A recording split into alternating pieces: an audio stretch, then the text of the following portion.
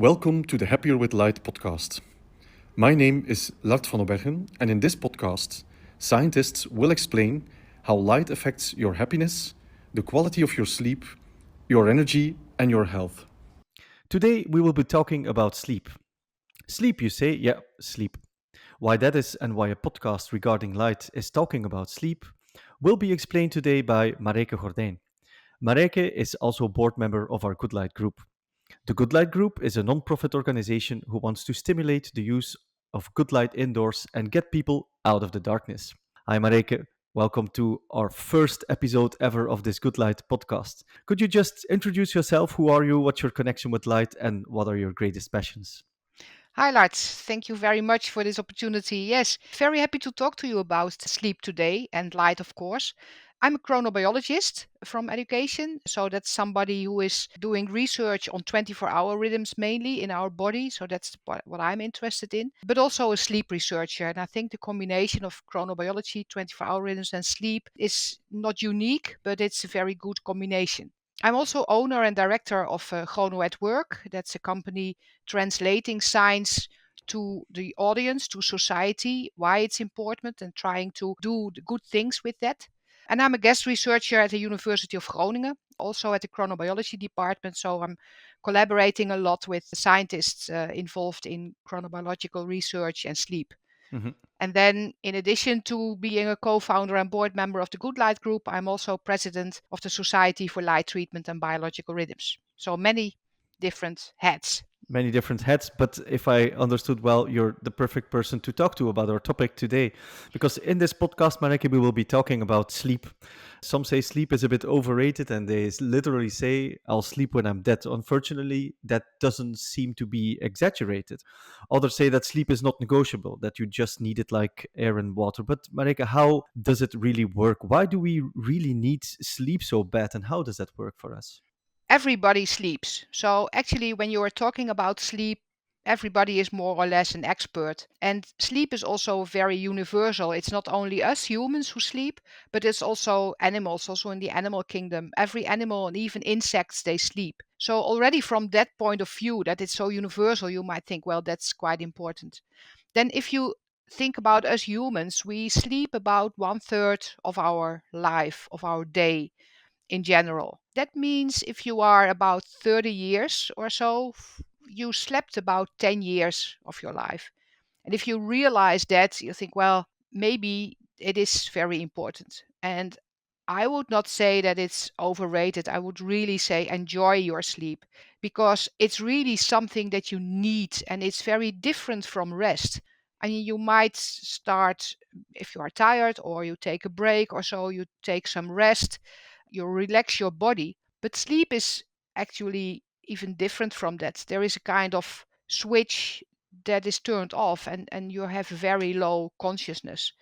From that point of view, I would say already that it must have been a very important function. Does it repair something at night that got damaged, or do I have to see that different? Yeah, that's of course a very intriguing idea that we need it. And yes, I think that's very obvious. We know from models and we also know from data that the longer you are awake, the deeper you sleep. It's also related to might be related to different parts of your brain. If you use a certain part of your brain very heavily, then that part of your brain starts to sleep very deep, slow, shows very slow oscillations. So that's also an idea that indeed there must be something recovering. And probably it's indeed, I think there are a lot of functions of sleep, but the most important one might be to recover something in your brain.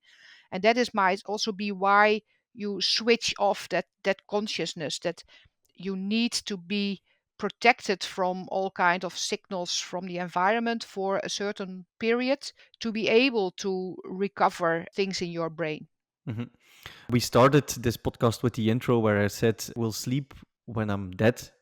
What are the side effects, for example, if we do not take care of our sleep? What are the negative side effects that we could have? I say everybody is more or less an expert. We all know that, and we all have bad nights. I mean, there's nobody I think that say for my whole life I slept in optimal way every night. So everybody has some nights where they slept worse, And we also know that it has immediate short-term effects. It's not that we cannot function the next day, but if you have a bad night, then your attention might be less the next day, which also increases risks. For instance, it's known that if children come to the emergency hospital for small accidents, they fall off a swing or something like that, that they had shorter nights before. And that's one example, but we all know that there are increasing risks if you have less sleep for getting a car accident, etc. So your attention is lower.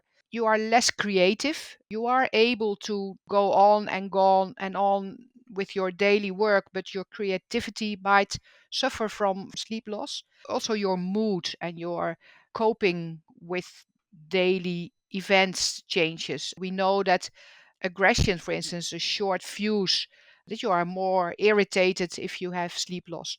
So these are really the short-term effects. It's not that you cannot function, but the functioning is not optimal.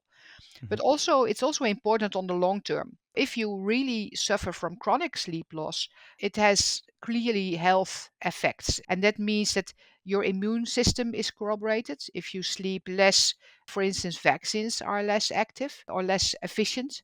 If you have chronic sleep loss, there are increased risk for heart problems and cardiovascular problems, but also metabolism. People have a more tendency to become overweight, or even the risk for developing diabetes is increased if you have bad sleep. From all these aspects, you see that sleep, both on the short term and on the long term, is very important for our functioning and our health.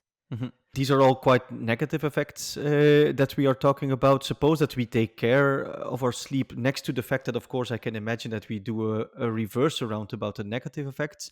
Are there something or some effects that we can handle as a bonus, as a plus effect for having a good quality sleep?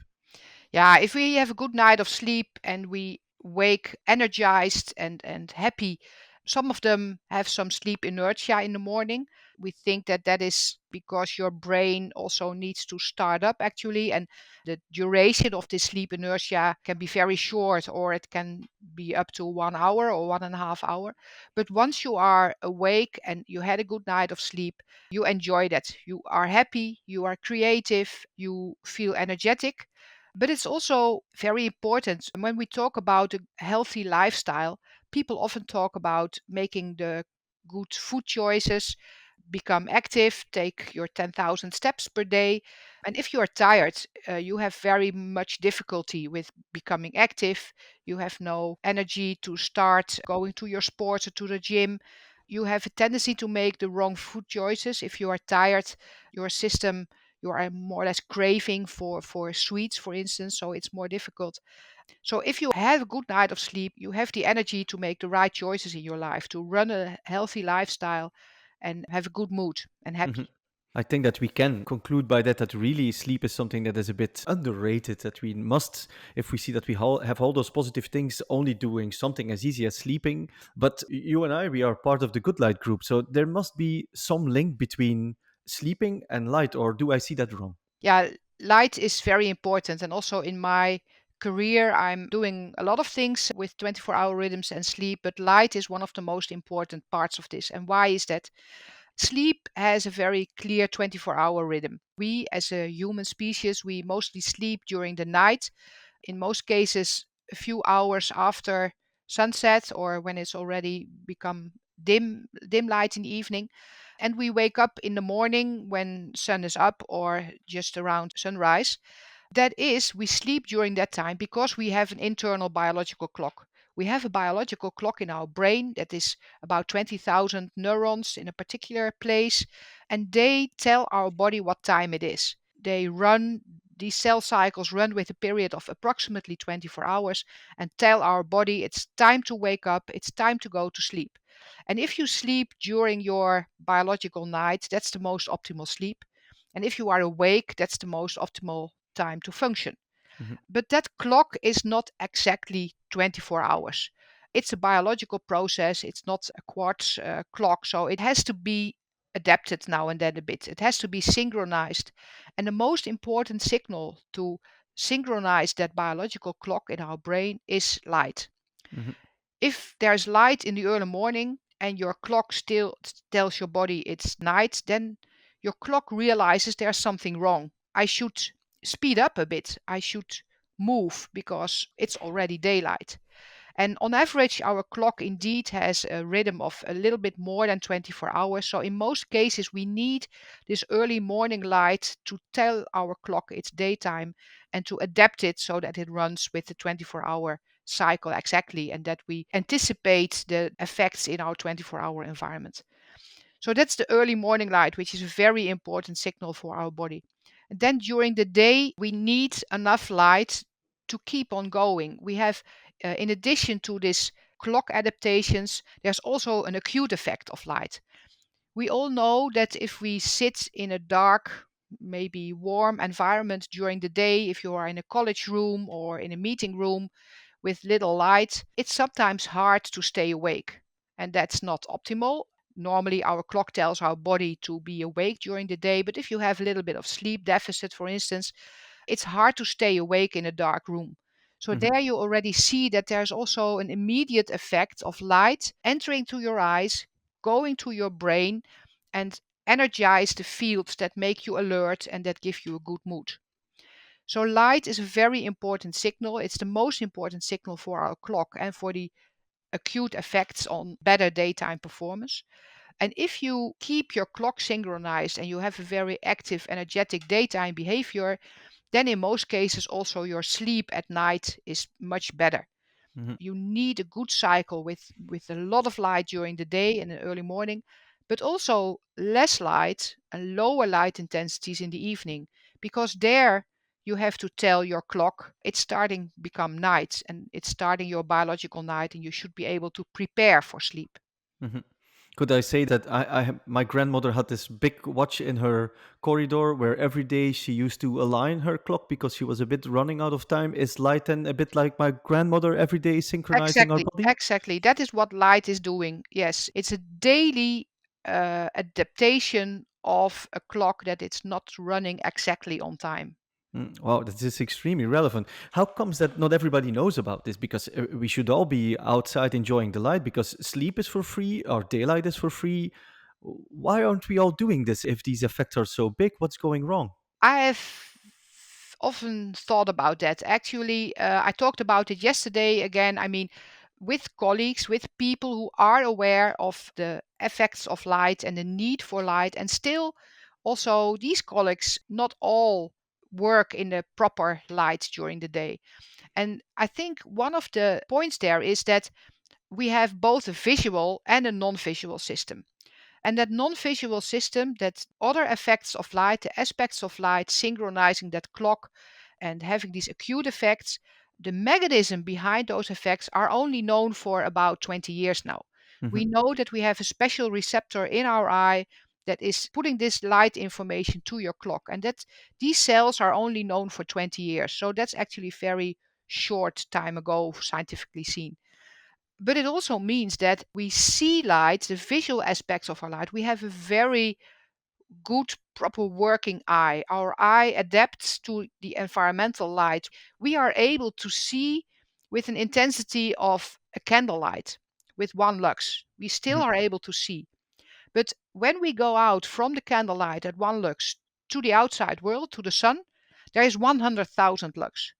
And we are able to see very quickly. We need a very short adaptation to be able to properly see in both these environments.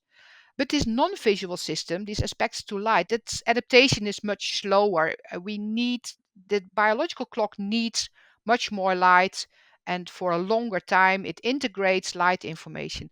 So, because of the discrepancy between the visual properties and the non-visual properties, we don't see that we sit in bad light actually during the day, Mhm. because our visual system works. So, I think that's one of the aspects why we are not so much aware of the light that is not good enough for our non-visual system.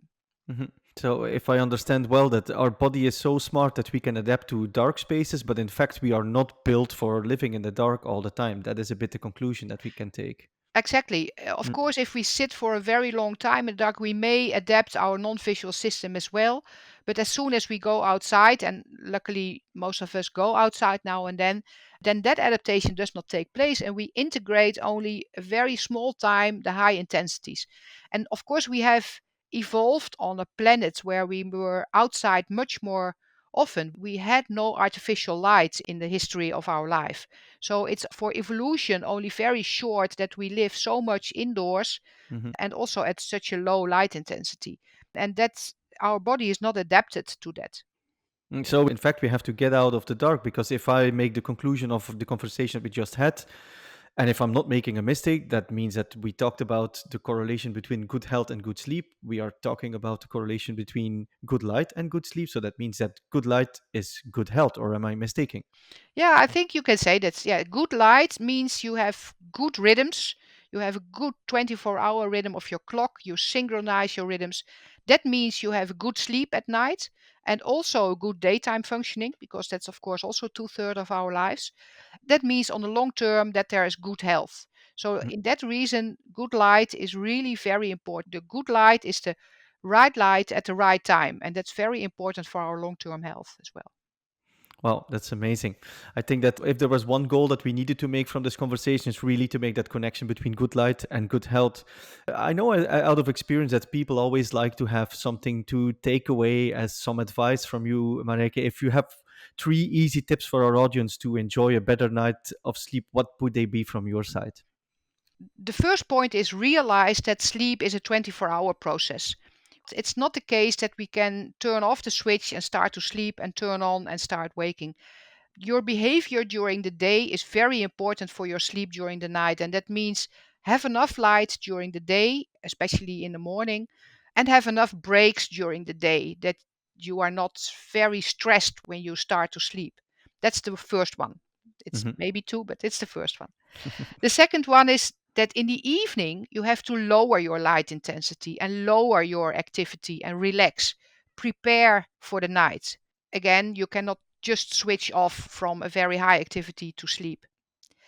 The third one is that take care that there are clearly individual differences. We have late types, we have early types, the more morningless people, eveningless people, and those people might have different needs. So it's not necessary that we all sleep at the same time and that we all have the same sleep duration. Take care about your individual needs with respect to the duration and the timing. And you know that if you go on holidays, for instance, for 2 weeks, maybe the first week your sleep is a bit recovery. But the second week, once you are recovered, you become aware of what the proper timing and the proper sleep duration for you is, and try to stick to that rhythm as much as possible. So to conclude, get out in the morning, take care of your evening, that there is not too much light, and make it personal. There is no one size fits all. That is what could be the wrap up of That's a your very tips. good summary. Yes. Well, perfect. Marijke, thank you so much for your very clear explanation in that matter. I'm sure that our audience learned a lot about the connection between light and sleep, and that was the goal of this first podcast that we are trying to make. If you would consider our Good Light podcast valuable, please subscribe to our channel, write us a note or write us a review, or if you have any more questions, please do not hesitate and take contact with us. You can do that at goodlightpodcast@goodlightgroup.org. And also, if you would have topics about light and good light where you want to learn more about, give us a shout and we will check if we could handle them in one of our future podcasts. Marijke, thank you very much and see or hear you next time for our future podcasts.